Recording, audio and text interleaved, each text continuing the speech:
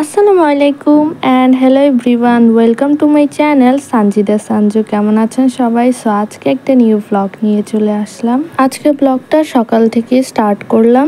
আজকে সকালে নাস্তাতে ছিল রুটি আর নেহারি। সো নাস্তাটা কমপ্লিট করে এরপর 10টা-11টা বাজে হঠাৎ মন চাচ্ছিল ঝাল কিছু খাওয়ার জন্য। এরপর আমি টিকটক স্ক্রল করতে করতে দেখি চোখের সামনে ডিমের এই রেসিপিটা পড়ে। এরপর এই রেসিপিটা তৈরি করি আর ভাবলাম যে আপনাদের মাঝে শেয়ার করি। এখানে আমি ডিম সিদ্ধ করে নিয়েছি আর ডিমের খোসাগুলোও ছেড়ে নিয়েছি।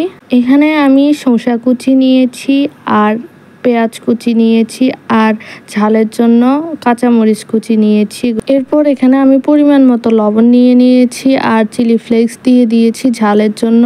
যারা আমার মতো ঝাল পছন্দ করো তারা ঝালটা একটু বাড়াই দিতে পারো। এরপর সবগুলোর সাথে ভালোভাবে মেখে নিব।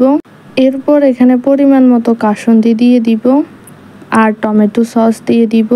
এরপর এগুলোর সাথেও ভালোভাবে সবকিছু মেখে নিব। এরপর প্রাণের তেঁতুলের চাটনি নিয়ে নিয়েছি। এরপর এগুলোও দিয়ে দিব।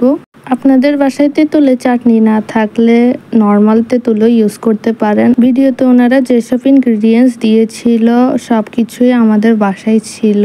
সো এগুলা দিয়ে বানাচ্ছি। আমার এখানে মাখানো শেষ। এরপর সিদ্ধ ডিমগুলা মাঝখান থেকে কেটে নিচ্ছি যাতে ভিতরে পুরটা ভালোভাবে দিতে পারি। এরপর সবগুলা এক এক করে কেটে নিব। এরপর ভিতরে পুরটা দিয়ে দিলাম মাঝখানে। তারপর তেঁতুলের চাটনিটা উপর থেকে দিয়ে দিব। সবগুলা একই প্রসেসে বানিয়ে ফেলবো। বানানো প্রায় কমপ্লিট। এরপর বাসায় সবাইকে দিয়ে দিব টেস্ট করার জন্য। এরপর আমি সবার শেষে ট্রাই করলাম। আমারগুলাতে অলরেডি পানি ছেড়ে দিছে, কারণ শসা দিয়েছি তো শসাতে অলরেডি পানি ছেড়ে দেয়।